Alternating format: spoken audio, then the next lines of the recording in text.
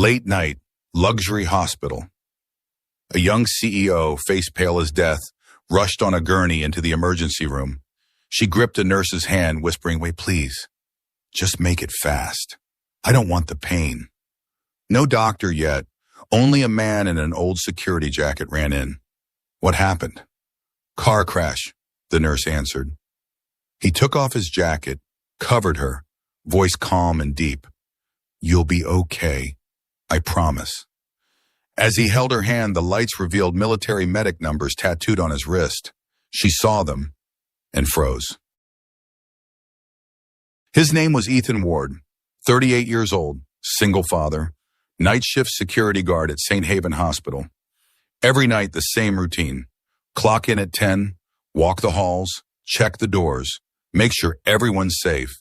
His daughter Grace, 8 years old, third grade, would sit in the hospital cafeteria doing homework, drawing pictures of hearts and stars, waiting for Dad to finish his shift at 6 a.m. Most people didn't know Ethan's story. He used to be a combat medic, served 3 tours, saved more lives than he could count. But when his wife died in a car accident 5 years ago, everything changed. He left the military, took the security job, something quiet, something simple, something that let him be there for Grace. No one at the hospital knew. To them, he was just the guy who held doors, the guy who helped push wheelchairs, the guy who brought water to patients when the nurses were busy. He never asked for thanks, never needed it. One rainy Thursday night, around 11:30, the radio crackled. "Incoming trauma, car accident near downtown bridge, ETA 3 minutes. Ethan was near the ER entrance. He heard the ambulance sirens before he saw the lights. The doors burst open. Paramedics rushed in with a stretcher. A woman, mid-30s, designer clothes torn and bloody, face pale, breathing shallow. Female, major impact, possible internal bleeding.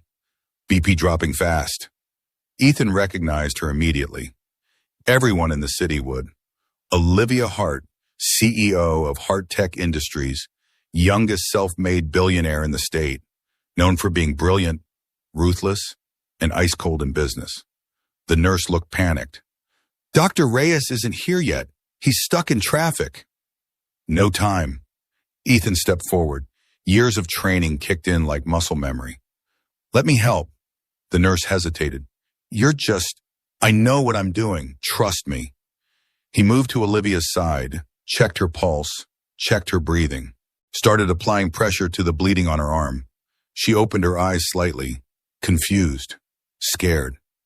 "Please." Her voice barely a whisper. "Just make it fast. I don't want the pain." Ethan locked eyes with her, firm, calm, the way he used to talk to soldiers on the battlefield. "Not tonight, ma'am. You're going to see the sunrise." Something in his voice made her believe him. Her hand reached out, trembling. He took it, held it tight. "Stay with me. Focus on my voice. You're safe now." He worked quickly, stabilized her, kept her conscious, talked to her the whole time. "What's your name?" "Olivia." "Okay, Olivia. I'm Ethan. You were in an accident, but you're going to be fine. The doctor's on his way. Just keep breathing with me. In and out." When Dr. Reyes finally arrived 7 minutes later, Olivia was stable. The doctor looked at Ethan, then at the monitors, then back at Ethan. "You did this?" "Just kept her steady, Doc." "You saved her life." Ethan didn't respond. He just stepped back, let the medical team take over. As they wheeled Olivia towards surgery, she turned her head slightly, looking for him. Their eyes met one last time. She mouthed 2 words, "Thank you." He nodded, then disappeared back into the hallway shadows. Just another night shift. Just another life saved. Grace was waiting in the cafeteria, coloring a picture of a superhero. "Dad, look what I drew." Ethan smiled, ruffled her hair. "It's perfect, sweetheart. Let's go home." He never mentioned what happened. Heroes don't need headlines. Subscribe if you believe small acts can save big lives. The next morning, Olivia woke up in a private room on the hospital's top floor. Stitches on her arm, bandages wrapped around her ribs, head pounding, but alive. Sunlight poured through the window, just like he said. She remembered fragments, the crash, the pain, the voice, strong hands holding hers. You're going to see the sunrise. Who was that man? A nurse came in to check her vitals. Excuse me. Olivia's voice was hoarse. Last night, there was a man who helped me before the doctor arrived. The nurse smiled. Oh, you mean Ethan? The security guard. Yeah, he was amazing. Kept you stable until Dr. Reyes got here. Security guard. Olivia's mind raced. She was saved by a security guard? Where is he now? Probably at home. His shift ended at 6. Later that morning, Olivia's assistant, Marcus, rushed in with her phone, tablet, and a worried expression. Ms. Hart, thank God you're okay. The board is asking questions. The media wants a statement. They know about the accident. Olivia sat up slowly, wincing. What are they saying? Just that you were in a single-car crash. They want to know if you were alone, if anyone else was involved, and Marcus hesitated. Some reporters are asking who saved you. Olivia looked out the window. Tell them the medical team handled everything professionally. Should we mention the security guard? I heard he... No, her voice was sharp. No names, no unnecessary attention. Marcus nodded and left, but something felt wrong. She couldn't explain it. Around noon, Ethan returned for his next shift. He was walking past her floor when a young nurse stopped him. Hey, Ethan, Ms. Hart was asking about you this morning. He paused. Is she okay? Yeah, she's fine. You should go say hi. She probably wants to thank you. Ethan shook his head. I'm sure she's busy. I've got rounds to do. But as he turned the corner, he saw her. Olivia was standing near the elevator, leaning on a crutch, talking to her assistant. Their eyes met. She looked surprised. Then, something else. Uncomfortable? Marcus whispered something to her. She nodded. Ethan started to walk away, but she called out, Wait, you're Ethan, right? He stopped, turned around. Yes, ma'am. She limped closer. Marcus stayed behind, watching. I wanted to thank you for last night. Just doing my job, ma'am. There was an awkward silence. Then Marcus stepped forward, speaking quietly but not quietly enough. Ms. Hart, the PR team said it's better if we don't create a narrative around this. You know how media twists things. Olivia hesitated. Then her face hardened. She looked at Ethan. I appreciate what you did, but I'd prefer if you kept last night between us. I don't need rumors or attention. I'm sure you understand. Ethan's expression didn't change. Wasn't planning to talk about it. Good. I don't like owing people. He looked at her for a long moment. Something in his eyes made her feel small. Then don't, ma'am. Just live better. He turned and walked away. Olivia stood there, frozen. That sentence hit harder than the crash. Marcus cleared his throat. Ms. Hart, your car's waiting. She didn't move, watching Ethan disappear down the hallway. Later that afternoon, a young nurse named Jenny found Ethan in the break room. That was cold, what she said to you. Ethan sipped his coffee. It's fine. It's not fine. You saved her life. She should have... Real help doesn't need headlines, Jenny. Jenny shook her head. You're too good for this place. Ethan smiled softly. Nah, this place is exactly where I need to be. That evening, as Ethan was about to leave, he saw Grace running toward him from the cafeteria. Dad, guess what? She crashed into his arms, breathless and excited. What, kiddo? My teacher said Ms. Hart's company donated a whole new computer lab to our school. Isn't that amazing? We get tablets and everything. Ethan looked up. Through the hospital's glass doors, he could see a black car pulling away. Olivia sat in the back seat, staring out the window. Their eyes met one last time. She looked away first. Grace tugged his sleeve. Dad, do you think she's a good person? Ethan watched the car disappear into traffic. I think she pays her debts differently. Grace tilted her head, confused. What does that mean? He picked her up. It means people show gratitude in their own way, sometimes with words, sometimes with actions. Sometimes they just need time to figure out which one matters more. Grace hugged his neck. I think words and actions both matter. Ethan smiled. You're smarter than most adults, you know that? As they walked to the parking lot, Ethan didn't look back. He didn't need to. He'd done his job. Saved a life. That was enough. But somewhere deep down, a small part of him wondered if she'd remember him when the bandages came off, or if he'd just be another face she forgot. 1 month later, St. Haven Hospital was hosting its annual charity gala. The main sponsor? Heart Foundation, Olivia's family charity organization. The event was massive. Politicians, doctors, wealthy donors, media everywhere. Ethan was assigned to security detail in the main hall. Standard protocol. Check badges, watch the exits, stay invisible. He stood near the back wall in his uniform, watching the crowd mingle with champagne glasses and fake smiles. Then she walked in. Olivia Hart, wearing a midnight blue gown, confident, powerful, every inch the CEO the world knew. She didn't see him. Why would she? He was just part of the background. The event began, speeches about healthcare access, donations announced, applause echoing through the marble hall. When Olivia stepped onto the stage, the room erupted. She smiled, waved, began her speech. Tonight we celebrate the incredible work of a St. Haven hospital, a place that saves lives every single day. Heart Foundation is proud to pledge $5 million toward expanding emergency care services. Ethan listened quietly, professional, detached. Then the lights flickered. Once, twice. The fire alarm blared. Confusion rippled through the crowd. People looked around nervously. A voice shouted from the left side of the hall, "Someone collapsed! We need help!" Panic started to spread. Ethan didn't hesitate. He moved through the crowd like water through cracks, fast, focused. An elderly man, maybe 70, was on the floor, face blue, not breathing. People were backing away. Someone screamed for a doctor. Ethan dropped to his knees, checked the airway. No pulse. His training kicked in. Automatic, muscle memory. He tilted the man's head back, started chest compressions. 30 pumps, 2 rescue breaths. Repeat.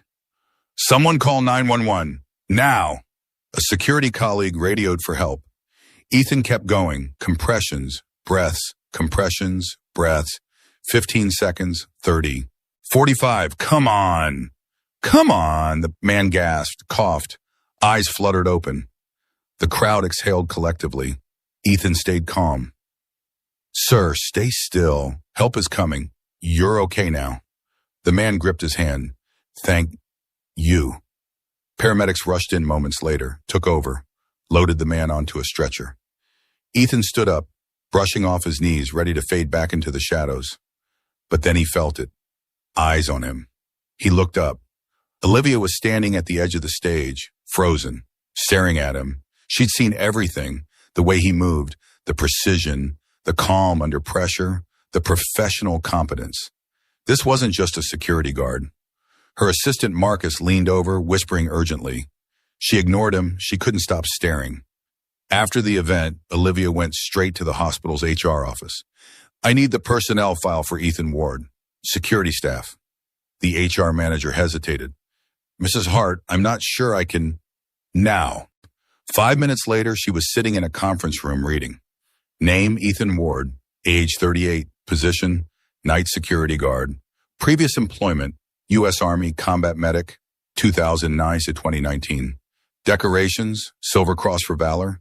Purple Heart, Army Commendation to Medal. Discharge. Reason, honorable. Family hardship. Olivia's hands trembled as she read further. Emergency contact, Grace Ward.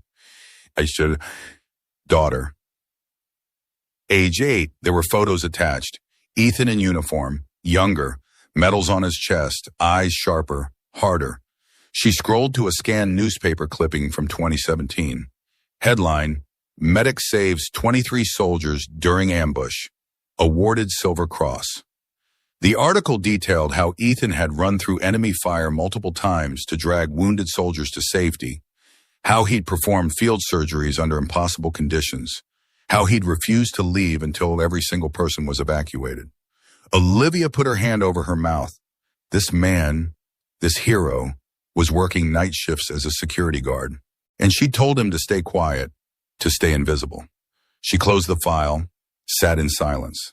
Then she made a decision. The next day, Olivia called a press conference. Unannounced. Unplanned. Her PR team was frantic. Mr. Hart, what's this about? We didn't prepare talking points. I don't need talking points. The conference room filled with journalists, cameras, microphones. Olivia walked to the podium. No notes, no script. She took a breath. Last month I was in a car accident. I nearly died. The room went silent. The person who saved my life wasn't a surgeon, wasn't a paramedic, wasn't someone with a fancy title. She paused. It was a father, a single dad, working the night shift as a hospital security guard. Whispers spread through the room. His name is Ethan Ward, and I need to tell you who he really is. At that exact moment, Ethan was in the hospital cafeteria with Grace, helping her with math homework. His phone buzzed. A coworker's text. Dude, turn on the TV, now. Confused, Ethan looked up at the cafeteria television. His face went pale. There was Olivia, on every news channel, talking about him. Ethan Ward is a decorated combat medic. He served 3 tours, saved dozens of lives under fire, earned the Silver Cross for valor. The camera flashed to his military photo on the screen. Grace gasped. Dad, that's you. Ethan couldn't move. Olivia continued, her voice cracking slightly. When I asked him to stay quiet about saving me, I didn't know. I didn't know who he was, what he'd sacrificed, what he'd given. She looked directly into the camera. Ethan Ward, if you're watching, please stand up. Ethan's coworkers were staring at him. Other people in the cafeteria turned around. He shook his head. I don't need this. But Grace tugged his sleeve. Dad, she's trying to say thank you. On the screen, Olivia's eyes were wet. He reminded me that leadership isn't about power. It's not about control. It's about service. It's about showing up when no one's watching. It's about doing the right thing, even when there's no reward. The press conference room erupted in applause. Olivia wiped her eyes. Ethan Ward is the kind of person this world needs more of, and I was too blind to see it. She stepped back from the podium. The cameras kept flashing. In the cafeteria, Ethan sat frozen. People were clapping. Someone patted his shoulder. Grace hugged him tight. Dad, you're famous. He looked down at his daughter, then back at the screen. Olivia was leaving the podium, but she paused, looked at the camera one more time, and mouthed 2 words. I'm sorry. Ethan exhaled slowly. Maybe some wounds do heal. Maybe some people do learn. Maybe heroes don't always need headlines. But sometimes the world needs to see them anyway. After the press conference, everything changed. Ethan received calls, interview requests, job offers from private security firms offering triple his salary. He declined them all. But one offer he couldn't refuse. Hart Foundation invited him to become their safety and medical preparedness advisor. Part-time, flexible hours, good pay, and most importantly, he could still be there for Grace. 3 days later, Olivia came to the hospital herself. She found him in the security office filling out paperwork. She knocked softly. He looked up. Ms. Hart? Olivia, please, just... Olivia. He nodded. Olivia. She stepped inside, closing the door behind her. I wanted to apologize. Properly, not on camera, not for the press, just to you. Ethan leaned back in his chair. You already did that publicly. That was for the world. This is for you. She sat down across from him. I was wrong about you. Completely wrong. No, ma'am, you just didn't see clearly. Why didn't you tell me that you were a medic, that you were a hero? Ethan smiled faintly. Heroes are the ones who don't come home. I'm just a guy who got lucky. Olivia's throat tightened. That's not true. It's true enough. Silence settled between them. Comfortable, honest. Finally, Olivia spoke again. The advisor position. Will you take it? Grace needs stability. If this helps with that, yeah, I'll take it.